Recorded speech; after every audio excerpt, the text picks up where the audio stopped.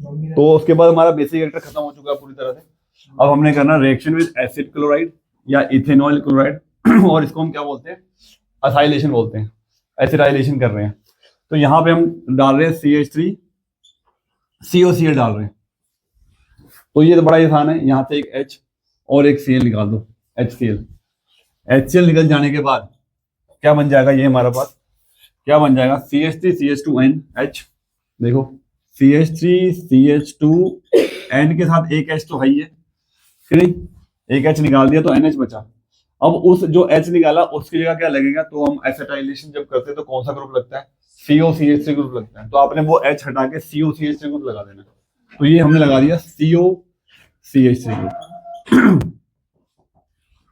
ठीक है, COCH3 group लग गया।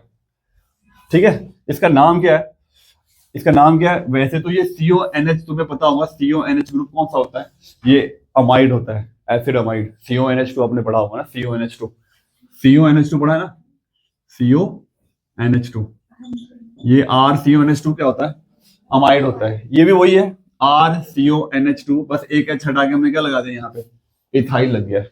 मतलब ये सेकेंडरी टाइप का मीन जैसे होता है, वैसे ये सेकेंडरी एसिडमाइड है। ठीक है, ये प्राइमरी एसिडमाइड है, NH2 पूरा है। ठीक है, यहाँ पे एक H हटा के हमने क्या लगा दिया, एक अल्काइल लगा दिया, इसलिए ये सेकेंडरी एसिडमाइड बन गया है। इसका नाम भी वैसे लिखेंगे जैसे हम लिखते हैं, N के साथ क्या लगा हुआ है, इथाइल, N इथाइल, और दो कार्बन वाले को क्या बोलते हैं, इथेन अमाइड। तो N इथाइल इथेनामाइड बन गया है। ठीक है, नेक्स्ट थी बेंजोइलेशन। बेंजोइलेशन करेंगे अब। तो बेंजोइलेशन अगर हमें करनी है तो किससे रिएक्शन करते हैं, C6H5COCl, या बेंजीन के ऊपर COCl होता है। ठीक है, तो यहां भी आप एक H और एक Cl निकाल दो, HCl निकालने के बाद हमारे पास क्या बचेगा, CH3 CH2 और N के साथ तो H तो है ही है, और पूरा का पूरा क्या लगा देना आपने, COC6H5 ग्रुप लगा देना। COC6H5 का मतलब क्या होता है, बेंजीन होता है, जिनको नहीं पता हो, इसलिए मैंने बेंजीन लिख दिया यहाँ पे। ठीक है, इसका नाम क्या हो जाएगा, इसका नाम क्या होगा, इसका नाम क्या होगा, N इथाइल बेंजीन के ऊपर अमाइड क्या होता है, बेंजामाइड। ठीक है, बेंजामाइड बोलते हैं, अमाइड AM आएगा यहाँ पे, बेंजामाइड, N इथाइल बेंजामाइड हो जाएगा। ठीक है, ऐसे ही यही दो रिएक्शंस आपने किसके लिए कर लेनी है, एनिलीन के लिए कर लेनी है। एनिलीन क्या होता है, NH2 होता है। बेंजोइलेशन को नेमिंग रिएक्शन में क्या बोलते हैं, स्कॉटन बोमन रिएक्शन। ये मैंने पहले ही बताया कि जब भी आपने बेंजोइलेशन करनी है उसको स्कॉटन बोमन रिएक्शन बोलते हैं। एनिलीन की करेंगे एसाइलेशन, CH3COCl, इसमें भी एक H हटा देना, तुम एक H हटा देना, और उस H को हटा के क्या लगा दोगे, COCH3। ठीक है, और यहाँ पे हमने निकाल क्या रहे हैं, HCl निकाल रहे हैं। तो ये एसिड निकलता होता है, तो एसिड को न्यूट्रलाइज करने के लिए आपने रिएक्शन में बेस भी ऐड करना होता है। तो बेस या तो आप कौन सा डालते हैं, NOH भी डाल सकते हैं, या इसमें पिरिडीन डाल दो, ऑर्गेनिक बेस डाल दो, पिरिडीन। NOH पसंद है आप NOH डाल दो, आपकी मर्जी है। और ठीक है, पिरिडीन।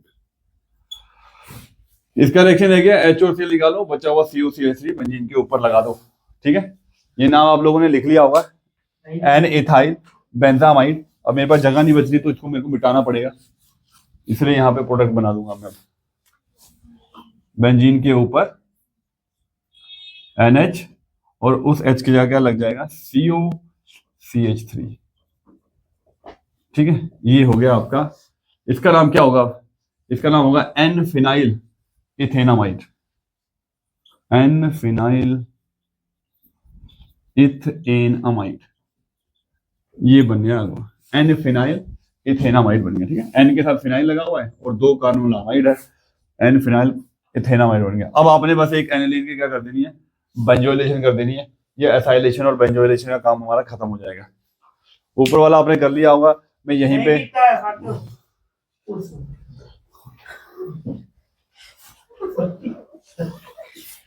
उसके बाद हमने बेंजोइलेशन करनी है एनिलीन की, रोक दे यार। बेंजोइलेशन रह गया मेरा एनिलीन का। तो ये एन के ऊपर 2 H खोल के लिख दी है, कई बच्चों को ये भी नहीं पता लगता ये एनिलीन है। ठीक है, थोड़ा ध्यान रखा करो। और यहाँ जो मैंने C6H5 लिखा है, कई बार पेपरों में ये भी नहीं लिखता बच्चे को कि ये बेंजीन ही होता है, फिनाइल होता है। तो ध्यान रखा करो इन चीजों को। चीजें कम कम जगह घेरने के लिए कई बार वो C6H5 लिख देते हैं, अगले भी पेपर बचाते हैं। तो तुम लोग खुल के लिखा करो, तुम्हें और शीट्स मिल सकती है। तो ये बेंजीन के ऊपर क्या लग गया, COCl, बेंजोइल क्लोराइड। क्या हो जाएगा, एक H और एक Cl निकाल दो, H and Cl minus HCl। ठीक है, क्या रह गया, बस जोड़ दो इनको। ये भी स्कॉटन बॉमन, ये भी स्कॉटन बॉमन रिएक्शन है, क्योंकि इसमें भी बेंजोइलेशन हो रहा है। बस ये एनिलीन की स्कॉटन बॉमन रिएक्शन है। ठीक है, H कोट आगे क्या लगाना है, CO, इसके नीचे क्या लगाना हमने, बेंजीन, COC6H5। अब इसका नाम क्या बनेगा, नाम मत पूछो, बस बताओ, एनफिनाइल बेंजामाइड। क्वेश्चन मत पूछो, बता दे बेंजामाइड। ठीक है, ये एसिटाइलेशन भी आगे हमारा बहुत इंपॉर्टेंट क्वेश्चन बनने वाला है। ठीक है, यहाँ पर हमारा हो चुका है। ठीक है, इसके बाद हम कल देखते हैं। तो हमने जो एसाइलेशन और बेंजोइलेशन करी है, उसके बाद की जो नेक्स्ट केमिकल प्रॉपर्टीज है हम इसको लेके चल रहे हैं वैसे तो इलेक्ट्रोफिलिक सब्स्टिट्यूशन रिएक्शन के हिसाब से। अब इलेक्ट्रोफिलिक सब्स्टिट्यूशन में आपको पता है इलेक्ट्रोफिल अटैक करता है, कहाँ पे अटैक करता है, जहाँ पे इलेक्ट्रोनेगेटिविटी सबसे ज़्यादा होती है। तो यहाँ मैं बोल रहा हूँ कि जो एनिलीन है, अभी तक जितना भी हमने पढ़ा, या तो ऑर्थो पैरा डायरेक्टिंग होता है या मेटा डायरेक्टिंग होता है। तो यहाँ पे मैं बता रहा हूँ जो NH2 ग्रुप है, it's a very strong activating group. Strong activating group का मतलब रेजोनेंस के थ्रू, तो अगर आप देखते हो, रेजोनेंस के थ्रू अगर आप देखते हो तो ये ऑर्थो पे, पैरा पे और ऑर्थो पे नेगेटिव मतलब इलेक्ट्रोनेगेटिविटी बढ़ा रहा है। तो मतलब ऑर्थो पैरा डायरेक्टिंग होना चाहिए। पर यहाँ पे मैं बोल रहा हूँ कि बहुत ही ज़्यादा स्ट्रॉन्ग एक्टिवेटिंग ग्रुप है। तो इतना स्ट्रॉन्ग एक्टिंग नेचर, इतना ही बोलते हैं कि due to it strong activating nature it can give poly substitution products. Poly substitution product मतलब कि अगर मैं क्लोरीनेशन करूंगा तो क्लोरीन ऑर्थो पे भी लगेगा, पैरा पे भी लगेगा। और हमें क्या चाहिए होता है, हमें सिर्फ चाहिए मोनो सब्स्टिट्यूशन चाहिए। क्योंकि अगर आपको पता है कि इंडस्ट्रीज ने अगर कोई काम करना है तो वो सिर्फ एक ही जगह हैलोजन लगा के फ़ायदा होगा। मतलब या तो पैरा पे लगा लो, या मेटा पे लगा लो, या ऑर्थो पे लगा लो। हमें मल्टीपल चीज़ें बनाने का कोई फ़ायदा नहीं है कि हमने रिएक्शन की 30% कुछ और बन गया, 40% कुछ और बन गया, और बचा हुआ 30% कुछ और बन गया। ठीक है, इंडस्ट्री चाहेगी भाई मुझे 90% से 95% मुझे एक ही चीज़ चाहिए। तो हमें चाहिए होता है सिर्फ मोनो सब्स्टिट्यूशन प्रोडक्ट। अब वो कैसे होगा, उसके लिए हमें यहाँ पे मेथड अप्लाई करना पड़ेगा। कहीं किसी ना किसी तरीके से इसका जो एक्टिवेटिंग नेचर है वो मुझे क्या करना पड़ेगा, लो करना पड़ेगा। We have to decrease the activating nature. ठीक है, लो करना पड़ेगा। ठीक है, या लेस करना पड़ेगा या लो करना पड़ेगा। अब वो उस मेथड को बोलते क्या, how to decrease its activating nature. तो एक्टिवेटिंग नेचर डिक्रीज करने का जो मेथड होता है, method to decrease its activating nature, उसको बोलते हैं, उस प्रोसेस का नाम है, ठीक है, इसको बोलते हैं प्रोटेक्शन ऑफ NH2 ग्रुप। ठीक है, NH2 ग्रुप को हम क्या कर लेंगे, किसी ना किसी तरह से प्रोटेक्ट कर लेंगे या कंट्रोल कर लेंगे। ठीक है, और किस तरह से करेंगे प्रोटेक्शन ऑफ NH2 ग्रुप, वो करेंगे हम असाइलेशन करके, असाइलेशन करेंगे।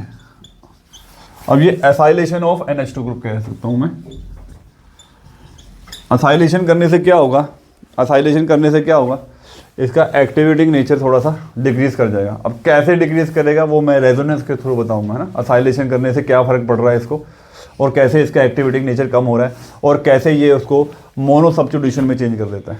ठीक है, ये क्वेश्चन आया था, बहुत इंपॉर्टेंट टॉपिक है ये हमारा, ये कैसे हम जो है NH2 ग्रुप का जो एक्टिवेटिंग नेचर है डिक्रीज कैसे करेंगे। ठीक है, method to decrease its activating nature. अब तो एनिलीन लिया हमने, ठीक है, तो एनिलीन का रेजोनेंस मैंने पहले बता चुका हूँ कैसे ये असाइलेशन करता है। ठीक है, सॉरी रेजोनेंस दिखाता है, वो हो चुका है। ठीक है, वो अब इलेक्ट्रॉन कहाँ जाते हैं, नीचे की तरफ जाएंगे, फिर यहाँ पे आएगा ऑर्थो पे, पैरा पे, ऑर्थो पे आएगा। जब आप असाइलेशन करते हो तब ये रेजोनेंस करेगा कैसे, वो हमने देखना है। ठीक है, ये डाल दिया हमने CH3 COCl। रिएक्शन में क्या होता है, एक H और एक Cl निकल जाता है, HCl, और बेंजीन के ऊपर क्या लग जाएगा, NH तो है, यहाँ पे क्या लग जाएगा COCH3 लग जाएगा, COCH3। ऑक्सीजन के ऊपर 2 लोन पे मैंने दिखा दिए। तो मैंने ये प्रोसेस तो कर लिया जिसको हम बोलते हैं असाइलेशन ऑफ NH2 ग्रुप कर दिया मैंने, ठीक है। असाइलेशन क्यों कर रहे हैं हम असाइलेशन? ताकि मैं इसको ऐसे ग्रुप में कन्वर्ट कर दूं, जो सिर्फ मुझे क्या देगा, मोनो सब्स्टिट्यूशन प्रोडक्ट देगा। इसलिए मैंने असाइलेशन किया। अब ये कैसे इसकी एक्टिविटी नेचर को कम कर रहा है वो आपने देखना है। तो यहाँ पे देखो रेजोनेंस हो जाएगी, इसकी रेजोनेंस जो नीचे की तरफ आ रही थी, नीचे की तरफ आ रहे इलेक्ट्रॉन्स, तो ये इलेक्ट्रॉन डेंसिटी ऑर्थो पैरा पे, मेटा पे, हर जगह बढ़ा रहा है। तो मुझे क्या करना है, मुझे किसी तरह से इसके इलेक्ट्रॉन्स को कहीं और भेज देना है, ठीक है। कहीं और भेज देंगे हम इसके इलेक्ट्रॉन्स को, कहीं और डाइवर्ट कर देंगे। अब इसका पाथ अगर डाइवर्ट हो गया तो इसका जो एक्टिविटी नेचर है कंट्रोल कर लिया जाएगा। तो इसलिए मैंने यहाँ पे एक ऐसा ग्रुप लगा दिया है जो नाइट्रोजन से भी ज़्यादा इलेक्ट्रोनेगेटिव है, और वो कौन है? ऑक्सीजन, ठीक है, CO ग्रुप, कार्बोनिल ग्रुप। अब ये रेजोनेंस कैसे दिखाएगा? तो ये लोन पेयर है, ठीक है। अब ये लोन पेयर किसकी तरफ जाएगा? कार्बन और ऑक्सीजन में which one is more electronegative? Oxygen is more electronegative. तो ये वाला जो बॉन्ड है वो ऑक्सीजन की तरफ जाएगा, यहाँ पे नेगेटिव आ जाएगा, यहाँ पे नेगेटिव आ जाएगा, और इस कार्बन पे हल्का सा क्या आएगा? पॉजिटिव आ जाएगा यहाँ पे। जब यहाँ पॉजिटिव आएगा, इसको न्यूट्रल करने के लिए क्या चीज़ आएगी? ये लोन पेयर जो है इधर आ जाएगा, ठीक है।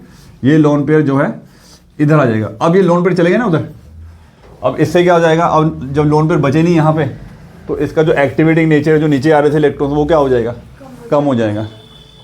इतना करने के बाद हम इसकी रिएक्शन करवा लेंगे इतने में, जिससे वो हमको क्या देगा? सिर्फ एक ही प्रोडक्ट जो पैरा वाला है वो मुझे 80-90% बना के देगा। और रेजोनेंस क्या बनेगा इसका रेजोनेंस क्या बनेगा? देखो इसका रेजोनेंस क्या बनने वाला है। इधर चला गया तो N के ऊपर कौन सा चार्ज आएगा? पॉजिटिव, क्योंकि बॉन्ड इधर चला गया। यहाँ पे क्या बन जाएगा? Double bond. यहाँ पे क्या बन जाएगा? सिंगल बॉन्ड, क्योंकि इधर चला गया। और ऑक्सीजन पे कौन सा चार्ज आ जाएगा? यहाँ पे जाएगा नेगेटिव चार्ज, ठीक है। इस तरह से, तो इस तरह से हमने इसकी रिएक्टिविटी क्या कर दी है?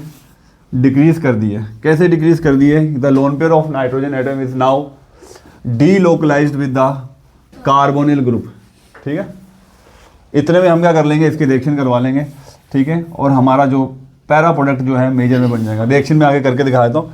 मेन हमने ये समझना है कि कैसे मैंने इस NH2 के जो इलेक्ट्रॉन्स है वो मैंने कैसे CO की तरफ भेज के उसकी रिएक्टिविटी कम कर दी है। तो इसको क्या बोलते हैं? प्रोटेक्शन ऑफ NH2 ग्रुप बोलते हैं, या decrease the activity nature of amine group हो गया, या असाइलेशन ऑफ NH2 ग्रुप हो गया। ये सब चीज़ें एक ही है, ठीक है। और ये हमारे लोन पर कहाँ चले गए? इन द एंड हमारे पास ऑक्सीजन के पास चला गया। इससे इसका एक्टिविटी नेचर कम हो जाएगा। अब ये हमें क्या देगा? मोनो सब्स्टिट्यूशन प्रोडक्ट देगा। पैरा वाला हमें सबसे ज़्यादा देगा ये, ठीक है। रिएक्शन हम करके दिखा, इसको कर लेंगे। ब्रोमिनेशन हम कर रहे हैं। अब मैंने बताया कि NH2 बहुत स्ट्रॉन्ग एक्टिवेटिंग ग्रुप है। तो स्ट्रॉन्ग एक्टिवेटिंग ग्रुप होने का मतलब पहले बताया था मैंने, इसमें पॉली सब्स्टिट्यूशन करेगा, मतलब ऑर्थो पे भी लगा देगा, मेटा पे भी लगा देगा, और पैरा पे भी लगा देना। कोई भी एक चीज़ हमको मेजर में नहीं मिलने वाली, ठीक है। अब इसमें ये नहीं पूछना है कितनी परसेंटेज मिलेगी, ना हमको बतानी है यहाँ पे। बस हमें एक चीज़ चाहिए जो सबसे ज़्यादा बनेगी, ठीक है। और ज़्यादा बनने वाले जो चांसेस है वो पैरा का ही बनते हैं, क्योंकि पैरा सबसे सिमेट्रिकल होता है। इसलिए मैंने पिछला जो मैंने टॉपिक बताया, मैंने बताया पहले असाइलेशन करनी है। तो असाइलेशन करने के बाद मैंने NH2 ग्रुप को क्या कर लिया? कंट्रोल कर लिया, ठीक है। कंट्रोल कर लिया मैंने। अब यहाँ पे जैसे ही कंट्रोल हो जाएगा, फिर मैं क्या कर दूंगा? इसकी ब्रोमिनेशन कर दूंगा। ब्रोमिनेशन कर दिया मैंने, ठीक है। तो जब मैं ब्रोमिनेशन करूंगा तो ये ब्रोमीन कहाँ लगाएगा? अब ये लगा देगा मुझे पैरा पोजीशन पे, ठीक है। तो मेरा जो काम था, मतलब जो ब्रोमीन को पैरा पे लगाने का था कि एक ही जगह लगे, वो लग गया, ठीक है। अब हमारा जो मतलब था वो पूरा हो गया, ठीक है। सेल्फी लोग हैं हम लोग। अब हमारा काम हो गया। अब इसको हम हटा के फेंक देंगे, क्योंकि इसका काम हो गया है। अब इसको COCH3 को निकालेंगे कैसे? क्योंकि हमने COCH3 जो लगाया था वो हम हटाएंगे कैसे? इसमें डाल दो H2O, ठीक है। क्योंकि आपने NH2 भी पूरा करना है, क्योंकि इन द एंड तो आपको NH2 के साथ Br चाहिए ना, आपको COCH3 के साथ Br थोड़ी चाहिए। तो मुझे वो NH2 को भी रिकवर करना है और ये COCH3 को भी बाहर निकालना है। तो मैंने क्या डाल दिया इसमें? H2O। तो H2 में क्या होता है? H and OH। तो H तो आप दे दो NH को, तो क्या बन जाएगा? NH2 क्या बचा आपके पास? CH3CO, और यहाँ क्या बचा? OH, तो क्या निकल जाएगा, एसिडिक एसिड। तो ये वाला आपका जो मेन प्रोडक्ट है वो मेजर वाला बन चुका है, this is called mono substitution product हो गया हमारा, ठीक है। तो दिस इज द फंक्शन कि आपने पहले एसाइलेशन करके प्रोडक्शन कर ली, उसके बाद आपने हैलोजनेशन कर ली और पैरा वाला प्रोडक्ट हमारा मेजर में हट जाएगा।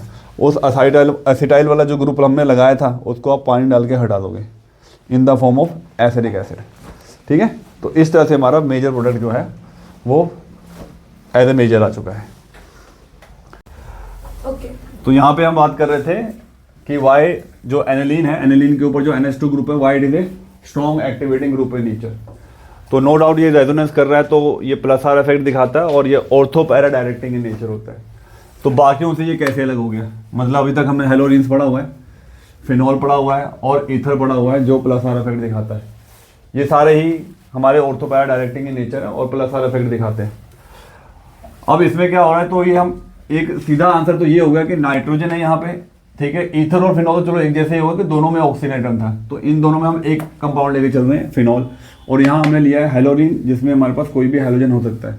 तो इतना तो क्लास 12 के सभी बच्चों को पता ही है कि सबसे ज़्यादा इलेक्ट्रोनेगेटिव एलिमेंट कौन सा है, हेलोजन है, ठीक है। उससे कम कौन है, ऑक्सीजन, और उससे भी कम है कौन है, नाइट्रोजन।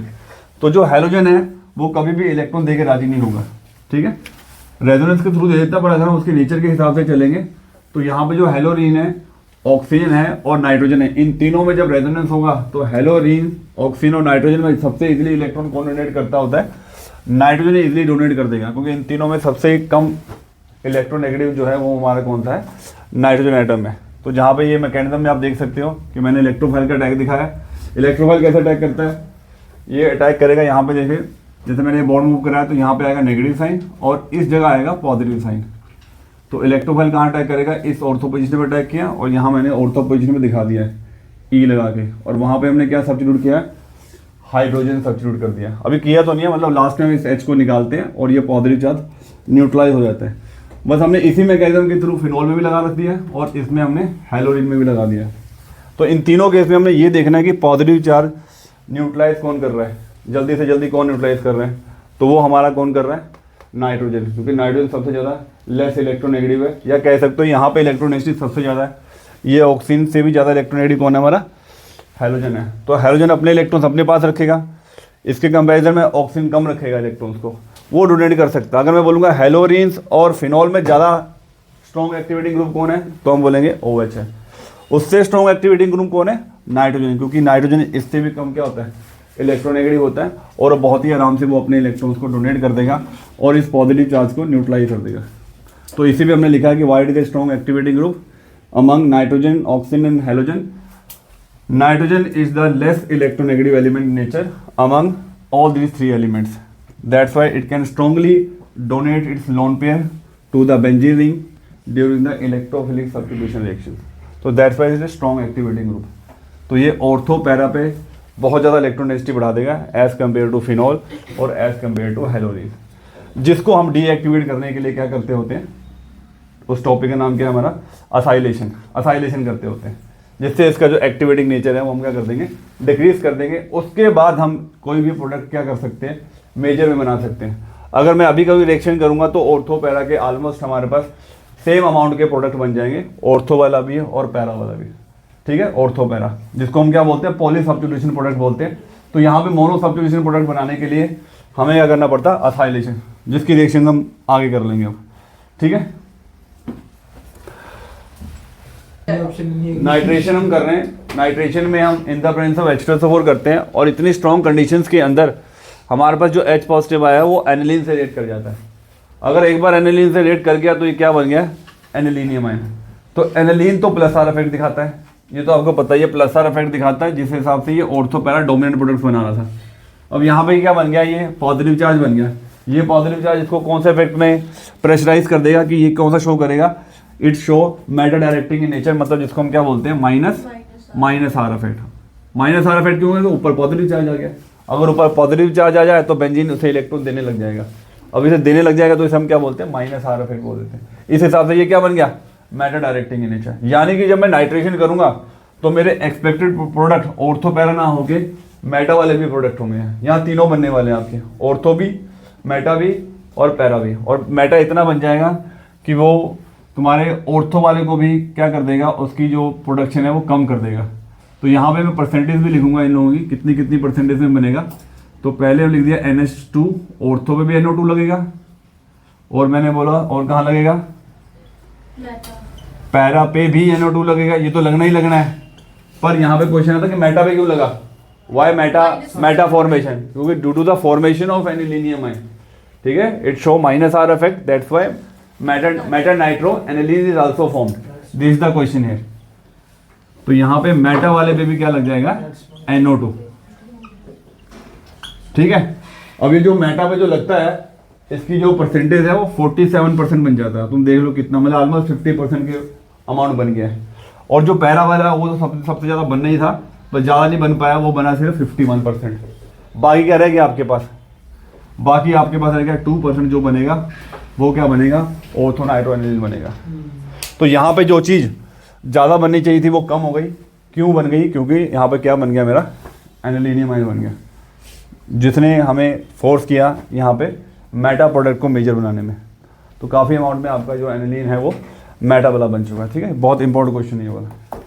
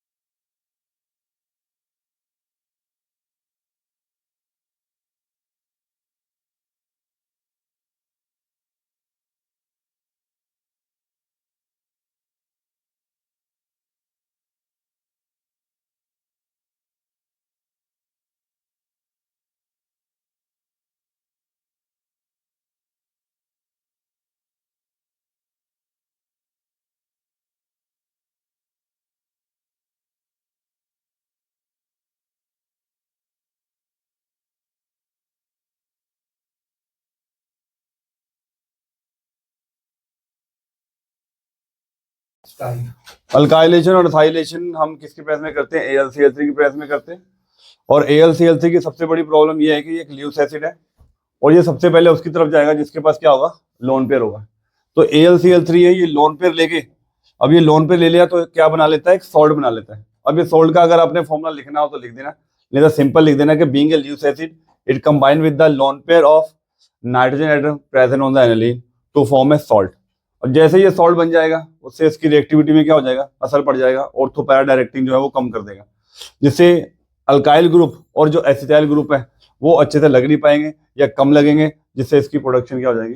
कम हो जाएगी। इसलिए यहाँ पे हम इसकी अल्काइलेशन और एसाइलेशन को परफॉर्म नहीं करेंगे, क्योंकि परफॉर्म करने के बाद भी वहाँ पे जो हमारे पास जो यील्ड है या प्रोडक्शन है वो लेस होगी due to the formation of this salt is there. ठीक है, तो ये हमारा हो गया अल्काइलेशन और एसाइलेशन की पूरे प्रोडक्शन का रीजन। हर जगह यही करना है आपने। बेंजोइक एसिड में अगर क्वेश्चन आएगा तो भी आपने यही आंसर देना है, AlCl3 को लिख के आंसर देना है। ठीक है, चाहे फिनॉल में आ जाए, चाहे आपका ये एनिसोल में आ जाए, इथॉक्सीबेंजीन में आ जाए। हिंसबर्ग टेस्ट है to distinguish 1 degree 2 degree and 3 degree amine. तो इसमें हम डालते हैं बेंजीन सल्फोनाइल क्लोराइड। ठीक है, और मैं कह रहा हूँ कई बुक्स में ये मिथाइल बेंजीन सल्फोनाइल क्लोराइड भी यूज करते हैं, तो दोनों ही आपके हिंसबर्ग वेरिएंट है, आप दोनों में से कोई भी यूज कर सकते हो, दोनों करेक्ट होंगे आपके। तो यहाँ पे अगर हम 1 डिग्री अमीन डालते हैं तो 1 डिग्री अमीन में आप कोई भी अमीन ले लो, और रिएक्शन में जो है यहाँ पे हमने क्या डालना है? Benzene sulfonyl chloride. क्या फॉर्मूला है बेंजीन सल्फोनाइल क्लोराइड का? ये बेंजीन लिया आपने, SO2Cl जो है इसके लेफ्ट हैंड साइड लिख दो और यहाँ Cl लिख दो, क्योंकि आपको रिएक्शन में ये H और Cl निकालना है, ये H और Cl निकालना है। ये H और Cl निकल गया, उसके बाद क्या बन जाएगा? CH3 CH2 NH, बाकी सारा कंपाउंड जोड़ देना आपने, SO2। ठीक है, और ये हो गया बेंजीन। ठीक है, इसका नाम क्या हुआ? ये एन इथाइल है, ये एन इथाइल है, एन इथाइल दे,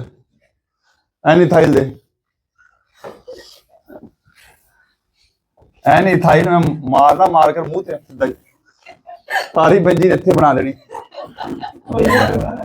एन इथाइल, मैं एडिट कर देना है सारा कुछ, मुंह बंद रख।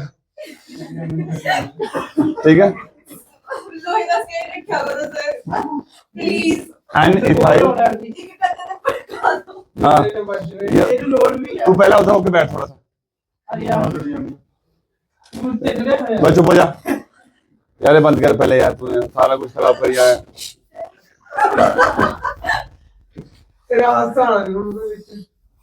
फिर से देख लो, हिंसबर्ग में हमने प्राइमरी मीन में बेंजीन सल्फोनाइल क्लोराइड डाल दिया है और HCl निकाल दिया है।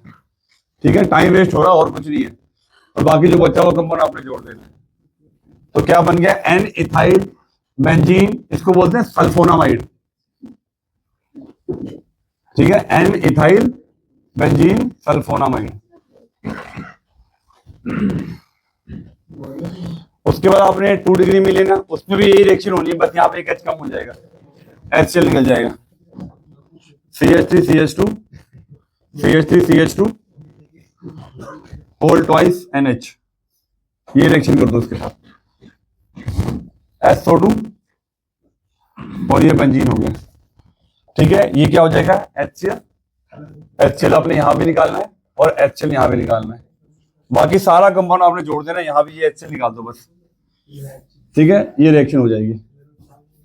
अब इसमें हो क्या रहा है? इसके बनेंगे आपके प्रेसिपिटेट। ठीक है, NSO2Cl, ये हो जाएगा। ठीक है, रिएक्शन में देखो क्या हो रहा है, यहाँ पे भी हमारा एक H और Cl निकल गया, बाकी जितना बचा हुआ कंपाउंड क्या है? बेंजीन SO2 के साथ आपने जोड़ देना है ये। ठीक है, ये इसका नाम लिख लो NN, इसका नाम क्या होगा? NN diethyl benzene sulphonamide बोलते हैं इसको। ये सल्फोनामाइड है जो SO2 के साथ N लगा होता है, सल्फोनामाइड। अब इन दोनों में तुम देखोगे कि इसके भी प्रेसिपिटेट बनेंगे, इसके भी प्रेसिपिटेट बनेंगे। ठीक है, बट कौन से प्रेसिपिटेट सॉल्यूबल होंगे उसके बेस पे आप बताओगे 1 डिग्री मीन है या 2 डिग्री मीन है। ठीक है, यहाँ पे प्रेसिपिटेशन बनेगी एन इथाइल बेंजीन सल्फोनामाइड के, but this precipitates are soluble in NaOH, ठीक है, soluble in NaOH लिखना है आपने, ठीक है, soluble, get soluble। पीपीटी का कलर, पीपीटी का कलर व्हाइट पीपीटी लिख लो, हाँ व्हाइट पीपीटी है। अगर आपके प्रेसिपिटेट जो बने हैं एन इथाइल बेंजीन सल्फोनामाइड के, अगर ये प्रेसिपिटेट NaOH में soluble हो जाए तो ये 1 डिग्री मीन होगा।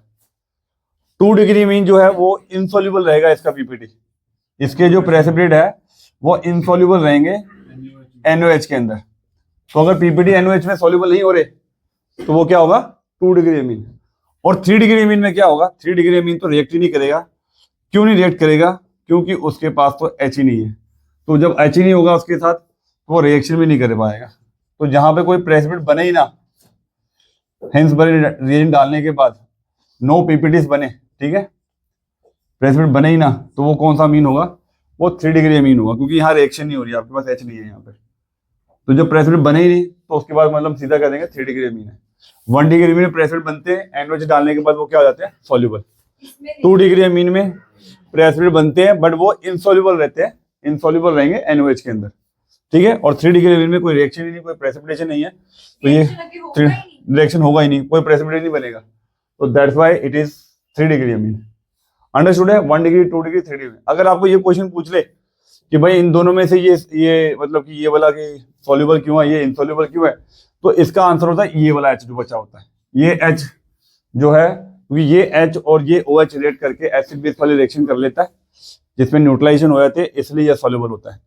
इसके बाद जो हमने सेकेंडरी मीन से हमने प्रेसिपिटेट बनाया है, इसके बाद ये H नहीं होता तो ये इसलिए बेस से रिएक्ट नहीं करता, इसलिए ये सॉल्युबल भी नहीं होता, ये इनसॉल्युबल रह जाता है। तो प्रेजेंस ऑफ दिस H, ठीक है, जो H बचा हुआ है प्रोडक्ट में, इसके करके ये सॉल्युबल होता है। इसमें ये H होता नहीं है, इसलिए ये क्या रहता है, इनसॉल्युबल, ठीक है। सल्फोनामाइड मतलब ये एक एसिडिक ग्रुप है, और एसिड क्या देता है, H देता है। तो बेस में अगर डालोगे तो बेस में क्या मिलता है, OH, तो H और OH क्या हो जाएगा, H2 रिएक्ट कर जाएगा, और ये सॉल्ट जो बनता है वो क्या होगा, सॉल्युबल होगा। और ये वाला हमारा क्या, इनसॉल्युबल है, क्योंकि इसके पास वो H ही नहीं है, तो ये रिएक्ट नहीं हो पाता, और यहाँ पे जो सॉल्ट बनता है वो हमेशा क्या रहता है, इनसॉल्युबल रहता है। तो this is the Hinsberg test to distinguish 1 degree 2 degree 3 degree amines, ठीक है। नेक्स्ट केमिकल प्रॉपर्टी हमारी टेस्ट ऑफ अमाइन है। हमने 1 डिग्री 2 डिग्री 3 डिग्री अमाइन को टेस्ट कर लिया था बेंजीन सल्फोनाइल क्लोराइड से, ठीक है। बट अब हमने क्या करना है कि आपके पास अमाइन ग्रुप है, NH2 ग्रुप है, वो NH2 ग्रुप बेंजीन पे भी हो सकता है, एलिफेटिक भी हो सकता है, एरोमेटिक भी हो सकता है, या कैसा भी हो सकता है। उसमें अगर NH2 ग्रुप है तो उसे कैसे टेस्ट करते हैं, तो टेस्ट ऑफ अमाइन है ये। Test of amine chemical test है अमाइन का, और टेस्ट ऑफ केमिकल अमाइन में यहाँ पर जो नेमिंग रिएक्शन भी आ सकती है, इसको बोलते हैं कार्बिल अमीन टेस्ट, ठीक है, कार्बिल अमाइन टेस्ट है ये। और इसमें क्या बनता होता है, जब आप इसमें डालोगे, इसमें जो रिएजेंट है वो क्या डालते हैं कार्बिल अमाइन टेस्ट में, अमाइन के लिए इसमें डलता है chloroform, CHCl3 in the presence of alcoholic KOH। Alcoholic KOH डलता होता है, क्लोरोफॉर्म के साथ एल्कोहलिक KOH डलता होता है। क्लोरोफॉर्म के जैसे तो उन्हें बहुत सारे कंपाउंड्स कर लिए हैं वैसे, ठीक है, कई जगह हमें प्रोडक्ट में मिलता है, कई जगह हम एज ए रिएक्टेंट भी यूज़ करते हैं। क्लोरोफॉर्म तुमने एक जगह कहाँ पे यूज़ किया था, क्लोरोफॉर्म के साथ बेस, अगर आपको याद हो तो आपने फिनॉल में किया था, रीमर टाइमर रिएक्शन में, है ना। क्लोरोफॉर्म के साथ अगर हम बेस डालते हैं, NOH डाला था वहाँ पे तुमने, तब जाके वो सैलिसाइल्डिहाइड बना था। और अगर हम CCl4 डालते हैं NOH के साथ तो सैलिसाइलिक एसिड बनता है फिनॉल में। तो यहाँ पे एक और नेमिंग रिएक्शन आ गई आपके पास अमाइन के साथ। अगर हम अमाइन डालते हैं तो क्या होगा, तो एक हम लेते हैं एलिफेटिक अमाइन CH3CH2NH2, और एक हम लेंगे एरोमेटिक अमाइन। दोनों की रिएक्शन एक जैसी ही होने वाली है, ठीक है। दोनों में ऑब्जर्वेशन आपको पता होना चाहिए, ऑब्जर्वेशन में बनना गया है, ठीक है। तो इसमें भी हमने डाला CHCl3, KOH की जगह आप NOH भी डाल सकते हैं, कोई इशू नहीं है, ठीक है। बस यहाँ पे ध्यान रखना 3 Cl है तो 3 Cl को देख के आप यहाँ पे 3 KOH डाल देना, जैसे हम 3 बेस डालते हैं। तो 3 KOH और 3 Cl निकल जाएंगे हमारे पास, 3 KCl निकाल दो, यहाँ पे 3 KCl निकाल दो, और अगर आप देखोगे तो आपको 3 OH बच जाएंगे। 3 KCl निकालने के बाद आपके पास 3 OH बचेंगे, तो 3 OH को अगर 3 H दे दें तो 3 H2 में निकल जाएंगे। तो 3 H कहाँ से लेके आओगे, 2 H ये रहे आपके पास, 1 H ये रहा आपके पास, तो ये 3 H हो गए, 2 और ये 3, तो 3 H2 लिख दो प्लस 3 H2। अब आपके पास बचा क्या, ये देख लो क्या बचा आपके पास। आपके पास बचा CH3, CH2N बचा यहाँ पे, और यहाँ पे एक C बचा है बस। तो ये एक बड़ा मतलब कि नॉन कंपाउंड ही होता है NC होता है आइसोनाइट्राइल। ठीक है, जब ये आइसोनाइट्राइल बनता है रिएक्शन में क्या होता है, मैं रिएक्शन में क्या ऑब्जर्वेशन आती है, कोई गैस बनती है, कोई कलर आता है, क्या आता है, यहाँ पे आता है फाउल स्मेल आती है। जब फाउल स्मेल इज देयर, तो when foul smell is there तो इट इज कॉल्ड कि isocyanide is form, foul smell. ठीक है, बेकार से स्मेल आएगी, आप ऐसे कह सकते हो। ठीक है, जिससे हमें कंफर्म हो जाएगा कि हमारे पास कौन सा ग्रुप है, अमाइन ग्रुप है। क्लोरोफॉर्म के साथ बेस डालने पर फाउल स्मेल आता है, जो आइसोनाइट्राइल बनाने का कंफर्मेशन देता है कि आइसोनाइट्राइल बना है। अब वो चाहे बेंजीन वाला आइसोसाइनाइड हो, चाहे एलिफेटिक आइसोसाइनाइड हो, ठीक है, आइसोनाइट्राइल हो, दोनों में फाउल स्मेल आएगा। ठीक है, तो 3 K और 3 Cl, KCl, 3 H निकाले हमने, 1 H यहाँ से, 2 अमाइन के और 3 H2 निकाल दिए। बाकी क्या बचा आपके पास, C आके जुड़ जाएगा इसमें और ये फाउल स्मेल दे देगा, फाउल स्मेल सॉरी। उसके बाद एरोमेटिक में भी कर सकते हो आप ऐसे ही 3 को H डाल के। तो यहाँ क्या बन जाएगा, फिनाइल आइसोसाइनाइड। फिनाइल आइसोसाइनाइड मैं बता दूं, कहीं पे भी आपने बनाया नहीं है, कहीं पे भी आपने बनाया नहीं है। ये वाला जरूर बनाया था आपने एक जगह हेलो अल्कीन में AgCN डालकर। जब AgCN डालते तो NC बनता हो और KCN डालते तो साइनाइड बनता था। ये चीज कहीं नहीं बनती क्योंकि हम क्लोरोबेंजीन को हटा नहीं सकते थे, less reactive towards nucleophilic substitution लेके, इसलिए यहाँ पे इकलौता है जहाँ बेंजीन के ऊपर आइसोसाइनाइड आके गिरा है, फिनाइल आइसोसाइनाइड। और कोई तरीका नहीं बनाने का, बाकी वही 3 KCl और 3 H2 बाहर निकाल दो।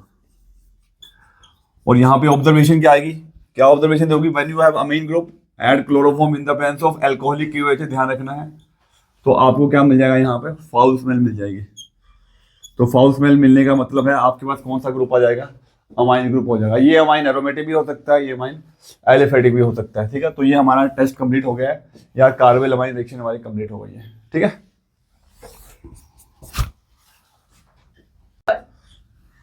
नेक्स्ट हमारी जो केमिकल प्रॉपर्टी है अमाइंस की, रिएक्शन विद नाइट्रस एसिड है HONO in the presence of HCl। और कई बार एग्जाम में होनो की जगह वो NaNO2 भी दे देते हैं, तो इसका मतलब भी सेम ही होगा, क्योंकि जो NaNO2 होता है एसिड के कॉम्बिनेशन के साथ हमें NaCl और HNO2 देता है। तो आपको ये कॉम्बिनेशन देता है या होनो आपको डायरेक्ट दे दे, तो रिएक्शन आपने सेम ही परफॉर्म करनी है। तो इस रिएक्शन में तो तुम लोग बड़े फैमिलियर हो, खासकर एरोमेटिक अमाइन के साथ, जो आपने हेलो एरीन्स में की थी। एनालीन प्लस अगर मैं होनो डालता हूँ इन द प्रेजेंस ऑफ HCl, तो आपके पास एक बड़ा फेमस कंपाउंड बनता है जिसका नाम क्या है, diazonium salt, N2 positive Cl negative. इसको बोलते हैं बेंजीन डाइजोनियम क्लोराइड। और ये जो बेंजीन डाइजोनियम क्लोराइड जो भी बन रहा है वैसे तो काफी रिएक्टिव होता है, बट यहाँ पे ये स्टेबल इसलिए क्योंकि ये रेजोनेंस दिखा सकता है। ठीक है, ड्यू टू रेजोनेंस। इसका एक्सप्लेनेशन हम आगे करते हैं, नेक्स्ट वाली वीडियो में हो जाएगा, जहाँ पे हम इसका डाइजोनियम सॉल्ट की हमने अलग से पढ़ाई करनी है, अलग से स्टडी करनी है। तो यहाँ पे बस इतना लिखना है कि हमारा डाइजोनियम सॉल्ट बन जाएगा, और इस प्रोसेस को क्या बोलते हैं, डायजोटाइजेशन बोलते हैं। डायजोटाइजेशन हो गई। यही चीज अगर मैं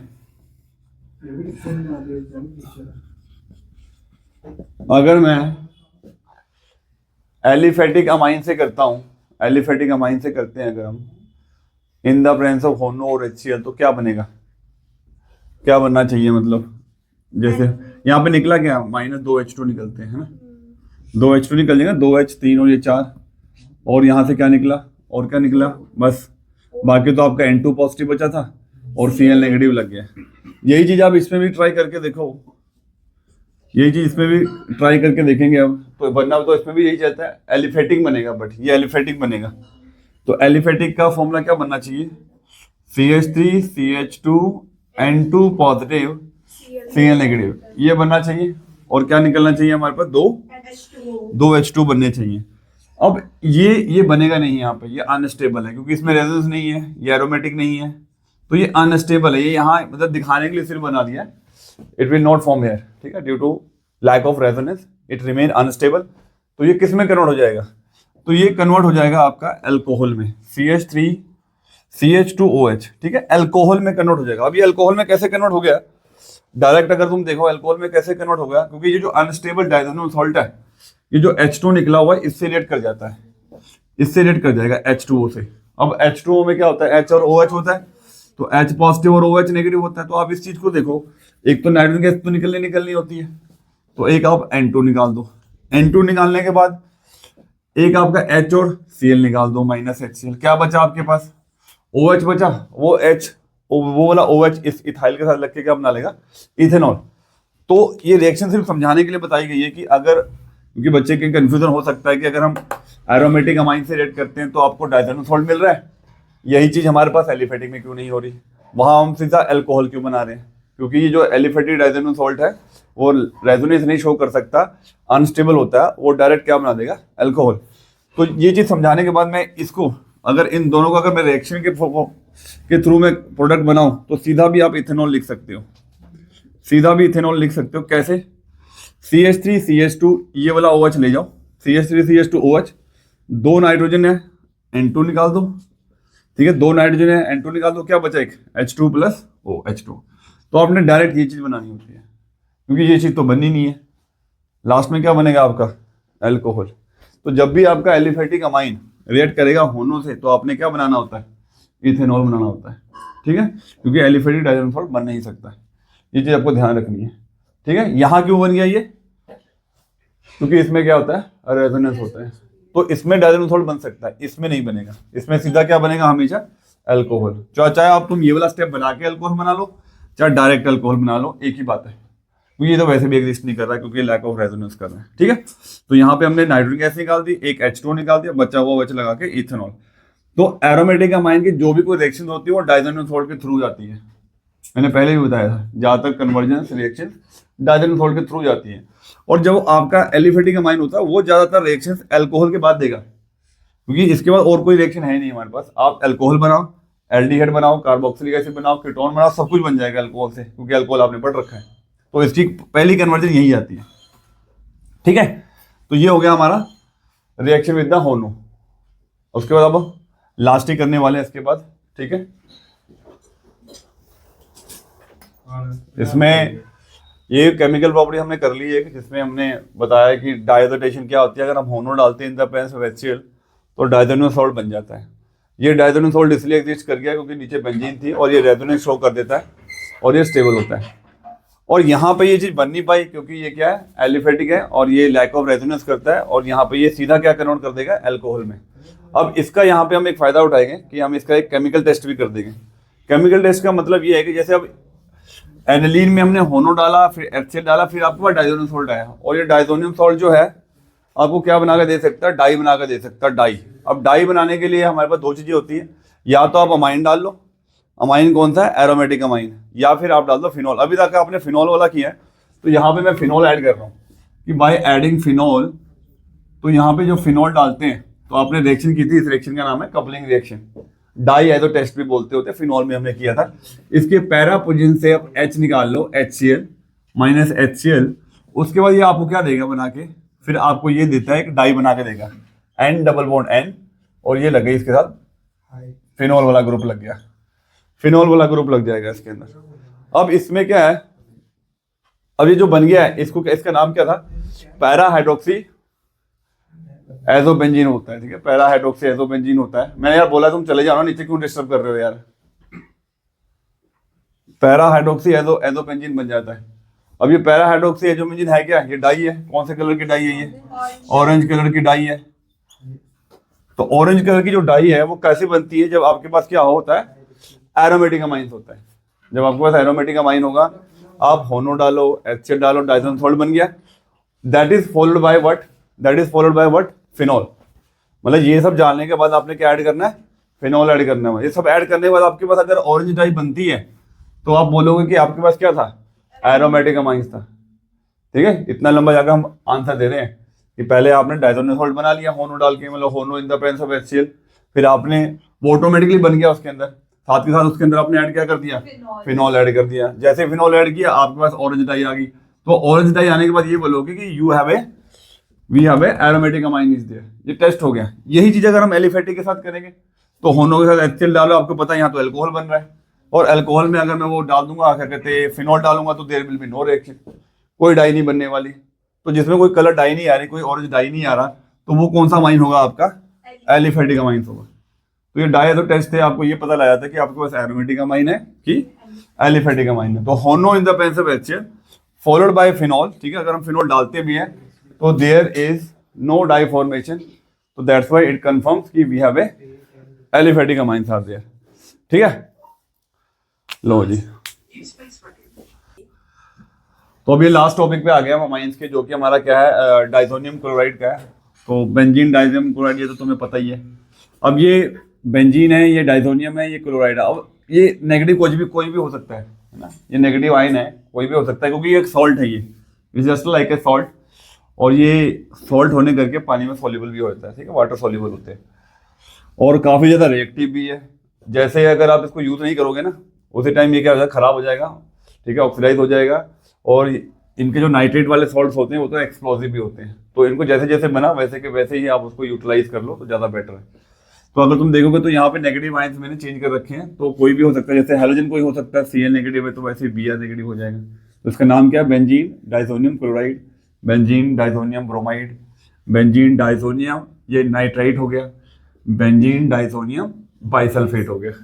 ठीक है, तो ये नेगेटिव में सबसे फेमस तो आपको यही काम आने वाला है। ठीक है, ये तो बस आपको कुछ एग्जांपल दे दी मैंने। बनाने का एक ही प्रोसीजर है इसके पास, हमारे पास क्या है, डाइजोनेशन। एनिलीन लिया, होनो लिया, इन द प्रेजेंस ऑफ HCl डाल दिया और बेंजीन डाइसोनियम क्लोराइड बन जाता है। ये तो पता नहीं कितनी बार हमने कर लिया, और इसके आगे तो पता नहीं कितनी सारी रिएक्शन में करा दूंगा अभी केमिकल प्रॉपर्टीज में। बस अब ये है कि ये स्टेबल है, जैसे मैंने पहले बताया, स्टेबल क्यों है, इसका हम यहाँ पर रेजोनेंस बना देंगे। तो मेन रेजोनेंस तो इस N2 पॉजिटिव ही आने वाला है। तो यहाँ पे इसके बाद मैं यहाँ पे रेजोनेंस इसका दिखाता हूँ कैसे ड्रॉ होगा। ठीक है, ये हो गया N ट्रिपल बॉन्ड N, है ना, N ट्रिपल बॉन्ड N हो जाएगा, यहाँ पे आ जाएगा N के ऊपर पॉजिटिव चार्ज। ठीक है, और अब ये Cl नेगेटिव इस कटाइन के साथ जुड़ा हुआ, तो मैं वहाँ पे शो नहीं कर रहा, बस मेन चीज़ तो यही है इसकी। ठीक है, ये N2 पॉजिटिव हो गया, ये N2 पॉजिटिव हो गया, Cl नेगेटिव तो जस्ट एक इलेक्ट्रोस्टैटिक फोर्स ऑफ अट्रैक्शन करके जुड़ा हुआ है। अब इसका रेजोनेंस कैसे बनेगा? तो रेजोनेंस बनाने के लिए आपने क्या करना है, यहाँ पॉजिटिव दिख रहा है तो ये बॉन्ड इधर चला जाएगा, जैसे बॉन्ड इधर जाएगा, ठीक है, यहाँ पर और ज़्यादा पॉजिटिव चार्ज डेवलप हो जाएगा, जिसको हम फिर से मेंटेन कर लेंगे यहाँ से इलेक्ट्रॉन देके। ये -R इफेक्ट हो गया आपका। तो नेक्स्ट स्ट्रक्चर क्या बनेगा? अगर आपका नेक्स्ट बन जाएगा -R इफेक्ट के साथ, जैसे ये बॉन्ड इधर गया तो यहाँ क्या बन जाएगा, डबल बॉन्ड, यहाँ बन गया डबल बॉन्ड। तो डबल बॉन्ड बनने के बाद यहाँ पे भी क्या रह जाएगा, डबल बॉन्ड, क्योंकि आपने एक इलेक्ट्रॉन इधर भेज दिए, तो इस पर कौन सा चार्ज आ जाएगा, नेगेटिव। नाइट्रोजन की अभी भी 4 बॉन्ड बनी हुई है इसके बाद, पहले भी 4 थी, 1 2 3 4, तब भी पॉजिटिव चार्ज था, अभी भी कितनी है, 1 2 3 4, तब भी क्या रहेगा, इस पर पॉजिटिव चार्ज रहेगा, क्योंकि बराबर कर दिया हमने, एक इलेक्ट्रॉन दे के इधर फिर से उतने ही इलेक्ट्रॉन दे दिए उसको। तो सेंटर वाले नाइट्रोजन पे कोई फर्क नहीं पड़ा, उसकी अभी भी 4 बॉन्ड्स है, तो उसके बाद पॉजिटिव चार्ज था। जो ये इलेक्ट्रॉन इधर गए थे वो मेंटेन हो रहे हैं हमारे यहाँ जाकर, इसलिए इस बेंजीन पे कौन सा चार्ज आ जाएगा, पॉजिटिव चार्ज आ जाएगा। तो यही है रेजोनेंस जो इसको स्टेबलाइज कर लेता है, ठीक है, और थोड़ा बहुत मेंटेन करवा लेता है। उसके बाद फिर आपने क्या करना है, इसको बस घुमाते जाओ इसको। ये हमारा नेक्स्ट स्ट्रक्चर क्या बन जाएगा, जैसे ये इधर जाएगा तो यहाँ बॉन्ड बना दो, बाकी सारा स्ट्रक्चर वैसे ही रहने दो, N double bond N negative positive. ठीक है, अब जो बॉन्ड इधर गया है तो यहाँ तो बॉन्ड बन गया, पॉजिटिव चार्ज कहाँ पे आ जाता है आपका, ये पैरा पोजिशन पे आ जाएगा।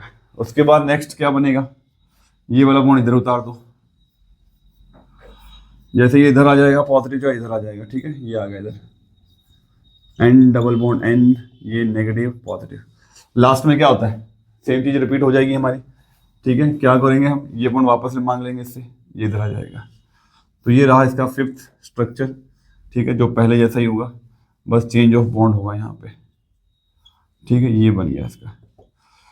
तो ये हो गया डाइजोनियम सॉल्ट का रेजोनेंस। ठीक है, ये ऑक्यूपाई कर जाता है। ठीक है, एक रिएक्शन में मैंने बताया भी थे क्यों ये एलिफेटिक क्यों नहीं एग्जिस्ट करते, एरोमेटिक क्यों एग्जिस्ट कर जाते हैं, तो इस रेजोनेंस करके। ठीक है, अब बस इसके बाद इसकी जो फिजिकल प्रॉपर्टीज में, फिजिकल प्रॉपर्टी में आपने ज़्यादा कुछ नहीं लिखना होता, फिजिकल में बस इतना लिखना है कि ये काफ़ी रिएक्टिव होते हैं। ठीक है, और वाटर में ये सॉल्युबल होते हैं, क्योंकि ये सॉल्ट की फॉर्म में N2 पॉजिटिव है, जस्ट लाइक अ सॉल्ट, तो it is soluble in water. और तीसरी चीज़ आपको ये लिखनी है कि ठीक है, जैसे ये बनता है as it is we have to use it, otherwise it is explode in air. ठीक है, ये एक्सप्लोड कर जाता है एयर में। हाँ, तो साथ के साथ ही हमें इसको यूज़ करना पड़ेगा, ठीक है, काफ़ी रिएक्टिव होते हैं, ठीक है। इसके बाद जो हमारी मेन रिएक्शंस आएंगी वो हमने कर लेनी है। तो डायज़ोनियम सॉल्ट हमारा लास्ट रह गया, माइंस का लास्ट टॉपिक है। ये डायज़ोनियम सॉल्ट के कुछ मैंने एग्जांपल्स लिखे थे, वैसे तो चलो रिक्वायर्ड नहीं थे, मेन आपको ये वाला पता होना चाहिए इसका नाम क्या है बस। इसका नाम है बेंजीन डाइसोनियम क्लोराइड, इसका नाम है benzene diazonium nitrite, benzene diazonium hydrogen sulphate, benzene diazonium bromide. बनता कैसे कोई भी डाइसोनियम सॉल्ट? तो एनालिन से बनता है, उसमें हम क्या डालते हैं? होनो। होनो नहीं होगा तो होनो की जगह आपके पास NaNO2 होगा। होनो डाला HCl के साथ तो आपको पता है कि 2 H2 निकाल देना। आप ये 2 H2 बने कैसे? एक H ये रहा, एक H ये रहा, 2 H ये रहे, 4 H हो गए और 2 ऑक्सीजन निकाल देने H2। तो बचा क्या आपके पास? ये N ये कंबाइन हो जाएंगे, N2 पॉजिटिव और Cl नेगेटिव बन जाएगा इसका। इसी को बोलते हैं बेंजीन डाइसोनियम क्लोराइड। अब ये Cl नेगेटिव तो इसलिए जुड़ा है क्योंकि इसके पास पॉजिटिव चार्ज था, इसलिए नेगेटिव के साथ कनेक्ट हो गया, अदरवाइज का कोई रोल नहीं है यहाँ पे। ये रेजोनेंस कैसे दिखाता है? तो -R इफेक्ट दिखाता है, बड़ा इजीली आप समझ सकते हो, स्ट्रक्चर्स बना हुआ है। तो इस रेजोनेंस करके ही आपका एरोमेटिक डाइसोनियम सॉल्ट एग्जिस्ट करता है, नहीं तो एलिफेटिक डाइसोनियम सॉल्ट नाम की कोई चीज नहीं होती, ठीक है। इसके बाद हमने फिजिकल प्रॉपर्टीज की थी। फिजिकल प्रॉपर्टीज में मैंने आपको एक ही चीज बताई थी कि ये बस एक क्रिस्टलाइन सॉलिड्स होते हैं, सॉल्ट की फॉर्म में बने हुए हैं, तो ये पानी के अंदर भी सॉल्युबल होते हैं। दूसरी चीज मैंने बताई थी, जो इसके नाइट्रेट्स सॉल्ट्स होते हैं डाइसोनियम के, वो एक्सप्लोसिव होते हैं, और जब हम इनको रिएक्ट करते हैं, यूज करते हैं, तो इनकी रिएक्शन काफी वायलेंटली होती है। इनको आपने जैसे ही बनाया वैसे ही यूज करना पड़ता है। अगर ये ऐसे ही पड़ा रहा तो ये रिएक्ट हो जाएगा और आपको कुछ नहीं मिलने वाला उसके बाद, ठीक है। तो हमको साथ के साथ ही रिएक्शन करनी पड़ेगी। अब यहाँ पे जो मेन है वो हमने करनी है इसकी डाइसोनियम सॉल्ट की केमिकल प्रॉपर्टीज, तो उसके लिए ही हमने आगे करना है। तो ये सब तुमने पहले भी कर रखा था हेलोरीन चैप्टर में। तो हेलोरीन चैप्टर में डाइसोनियम सॉल्ट से आपने क्लोरोबेंजीन, ब्रोमोबेंजीन, आइडोबेंजीन और फ्लोरोबेंजीन सारा कुछ बन जाता है, तो उसी को हमने बनाना है। तो यहाँ पे सबसे पहले हमारे पास होगी सैंडवेयर रिएक्शन। सैंडवेयर की 2 रिएक्शन है तुम्हारे पास, ठीक है। सैंडवेयर की 2 रिएक्शन है तुम्हारे पास। तो डाइसोनियम सॉल्ट लो, डाइसोनियम सॉल्ट के अंदर क्या डालते हैं? तो सैंडवेयर रिएक्शन में मैंने बताया था सैंडवेयर, तो सैंडवेयर रिएक्शन का मतलब आप इसमें सॉल्ट यूज करेंगे। क्या यूज करते हैं हम? सॉल्ट यूज करते हैं। और किसका सॉल्ट यूज करेंगे? कॉपर का। तो अब इसमें डालते हैं copper chloride in the presence of HCl। तो copper chloride in the presence of HCl, आप CO2 Cl2 भी यूज कर सकते हो। तो यहाँ पे डालने के बाद क्या होगा? यहाँ पे क्या बन जाएगा हमारे पास? ये बन जाएगा हमारे पास क्लोरोबेंजीन। नाइट्रोजन गैस को आप दिखा सकते हो एज ए बाय प्रोडक्ट। ये सैंडवेयर रिएक्शन होगी। सिमिलरली अगर आपने कॉपर के साथ HBr डाल दिया, कॉपर क्लोराइड के साथ HBr डाल दिया, copper bromide in the presence of HBr, तो आपने हैलोजन चेंज कर दिए तो ऊपर भी चेंज हो जाएगा। तो ये क्या बन जाएगा? ब्रोमोबेंजीन बन जाएगा प्लस नाइट्रोजन गैस। ये दोनों ही सैंडवेयर रिएक्शन है, तुम 2 अलग अलग से लिख लेना। डाइसोनियम सॉल्ट के साथ क्लोरोबेंजीन बन जाता है, डाइसोनियम सॉल्ट से ब्रोमोबेंजीन में बन जाता है। Both are Sandmeyer reaction. तो इसमें मैं ज्यादा तुमको अगर बताऊं तो ये डाइसोनियम सॉल्ट से सीधी बन रही है, और आपको पता है डाइसोनियम सॉल्ट जो है वो किससे बनता है? वो बनता है एनिलीन से। तो ये एनिलीन टू क्लोरोबेंजीन कन्वर्जन हो गई, एनिलीन टू ब्रोमोबेंजीन हो गई। बस इससे पहले जो है बस होनो डालना होता है। ये कन्वर्जन के लिए बताया, अदरवाइज तो बस तुमको डायरेक्ट सारी रिएक्शन इसी से करना होता है, ठीक है। उसके बाद नेक्स्ट जो है तो N2 positive Cl negative. Gattermann reaction में क्या होता है? गैटरमान रिएक्शन में क्या होता है? एक इसमें डलता है गैटरमान में copper in the presence of HCl, copper का पाउडर, हाँ, एक कॉपर का HBr डलता होता है, ठीक है। वो दोनों रिएक्शन क्या हो जाएंगी? गैटरमान रिएक्शन हो जाएंगी, क्लोरोबेंजीन प्लस नाइट्रोजन, ठीक है। उसके बाद दूसरा example N2 positive Cl negative copper in the presence of HBr। तो यहाँ पे क्या बन जाएगा? ब्रोमोबेंजीन बन जाएगा, ठीक है। सब में आपने बाय प्रोडक्ट में बस नाइट्रोजन गैस निकाल दो, इनफ है। मेन प्रोडक्ट बना दो, तो ये दोनों रिएक्शन क्या हो जाएंगी? दोनों रिएक्शन क्या हो जाएंगी? गैटरमान हो जाएंगे। गैटरमान रिएक्शन हो जाएंगी। दोनों रिएक्शन क्या हो जाएंगे? गैटरमान हो जाएंगे, गैटरमान, ठीक है। समझ गए? ये तो पहले भी आपने हेलोरीन में कर रखा है। इसके बाद हमने वो आइडोबेंजीन भी बना देना है, फ्लोरोबेंजीन भी बना देना, ठीक है। फ्लोरीन भी बनता है HBF4 डालकर, हाँ मुझे याद है तुमने अब हमारी ये हो गई 2 केमिकल प्रॉपर्टीज हो गई। एक हमने क्लोरोबेंजीन बना लिया, एक हमने क्या बना लिया, हमने ब्रोमोबेंजीन बना लिया। सैंडमेयर की भी 2 रिएक्शन की आपने और गैटरमान की भी आपने 2 रिएक्शन की। डिफरेंस क्या है? तो ये रिएक्शन जो है हमारी, ये रिएक्शन जो है हमारी, ये हमने पहले भी की थी हेलोरिन में। सैंडमेयर रिएक्शन भी आपने की थी, गैटरमान भी की थी। इसमें हम क्या डालते हैं? Fluoroboric acid. आपको इस कंपाउंड का नाम याद रखना है, HBF4 जो है वो फ्लोरीन लगाने का काम आता है, फ्लोरोबेंजीन बन जाता है। अब आपको एक ही फ्लोरीन चाहिए था, बाकी जो फ्लोरीन रह जाएंगे 3 फ्लोरीन, वो तो BF3 फॉर्म में बाहर निकल जाने। एक H और एक Cl निकाल देना, बाकी क्या निकल जाएगा? Nitrogen gas. इस रिएक्शन का नाम क्या था? इसका नाम था बोल्स, हाँ स्कीमान रिएक्शन है इसका। तो ये तो नेमिंग रिएक्शन हो गई। जैसे आपने स्वार्ट्ज रिएक्शन की थी ना, हैलाइड एक्सचेंज, वैसे ही बेंजीन के ऊपर भी अगर फ्लोरीन लगाना है तो बोल्स स्कीमन रिएक्शन होगी। नेक्स्ट है KI के साथ। KI की जगह आप क्या डाल सकते हो? NaI भी डाल सकते हो। ये दोनों ही कॉमनली है, इस रिएक्शन में कोई नाम नहीं है।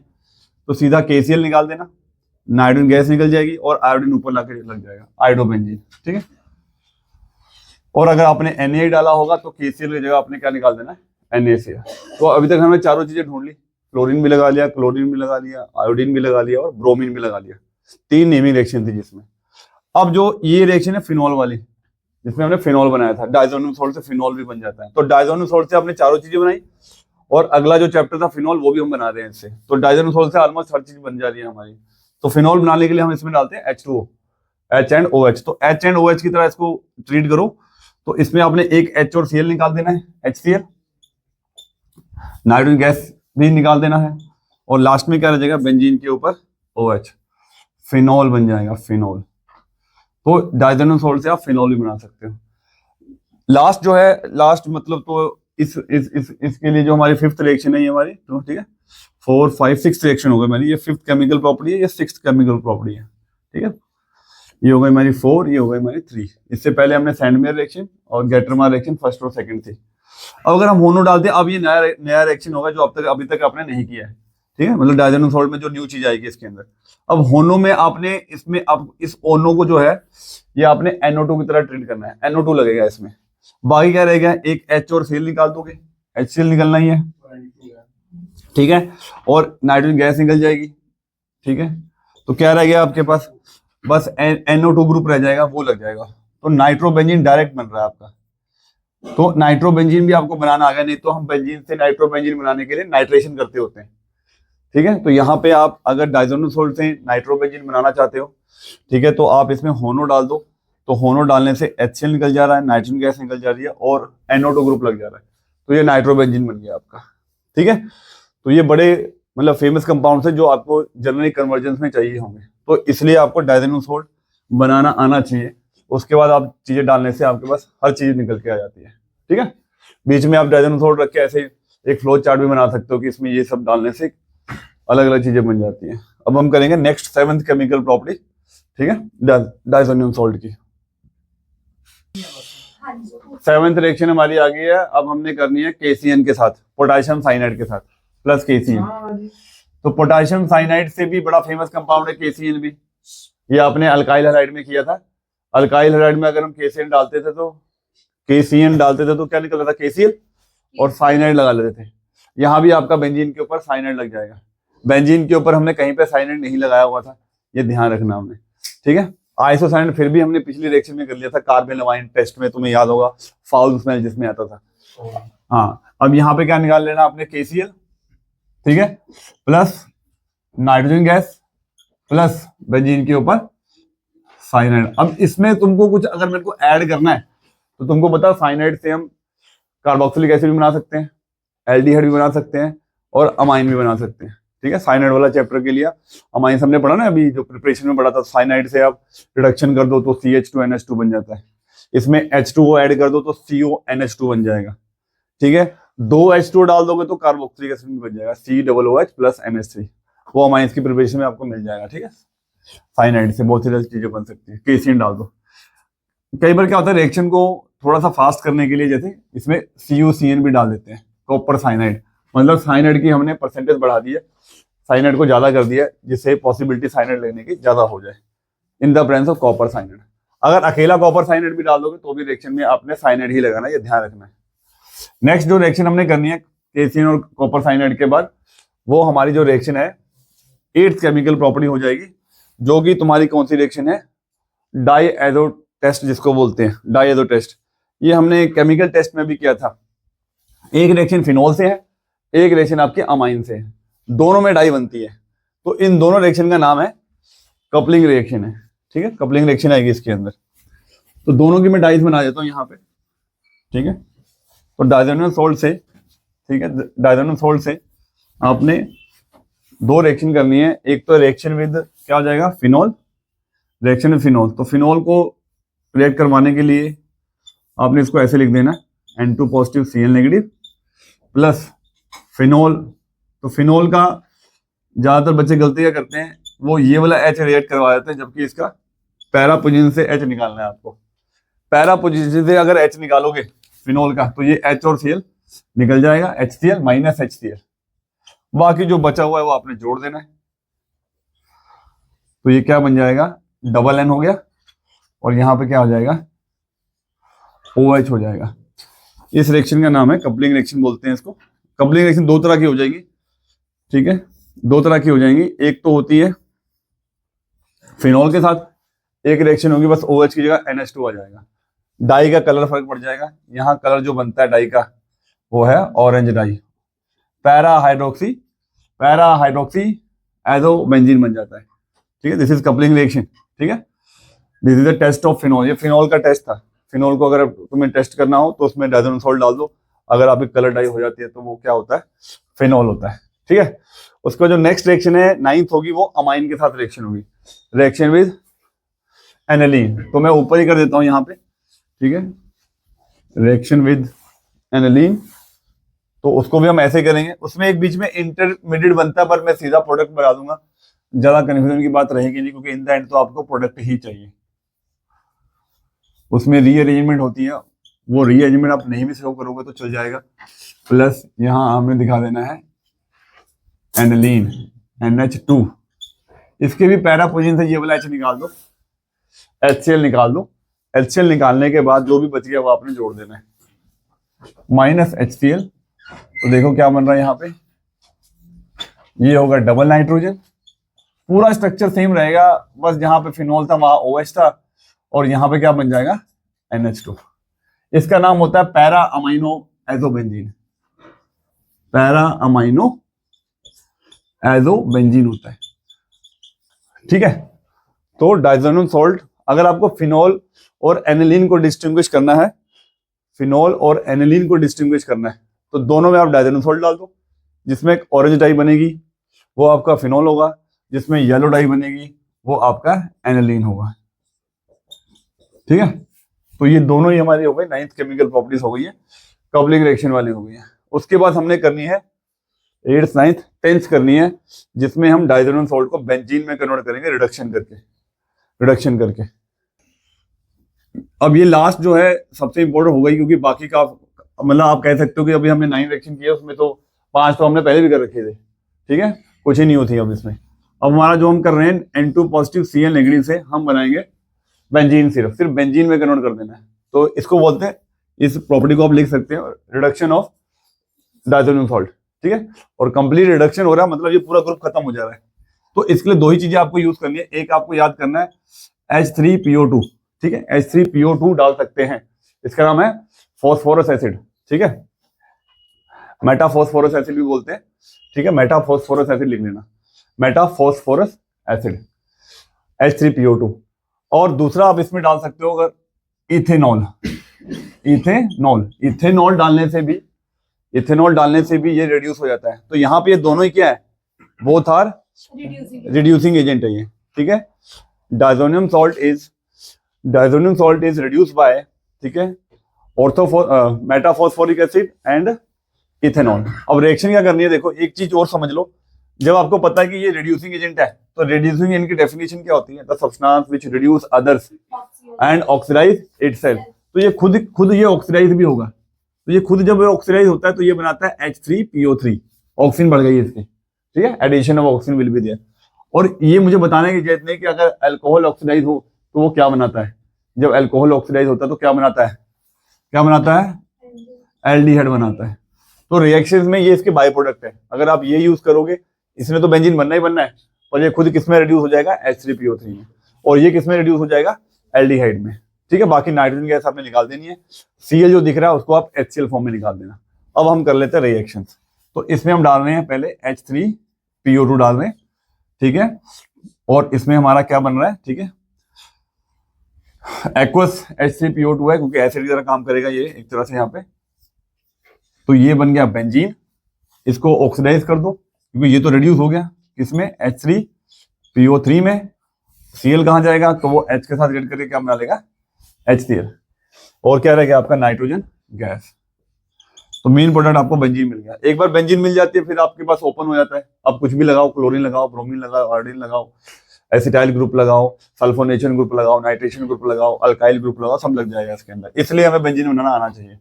नेक्स्ट जो है लास्ट रह गया हमारा N2 positive Cl negative plus क्या डाल दिया हमने इसमें, इथेनॉल। तो इथेनॉल भी इसको रिड्यूस कर देगा इनटू बेंजीन, और एक खुद किसमें ऑक्सीडाइज हो जाएगा, CH3CHO में, एल्डिहाइड बन जाएगा।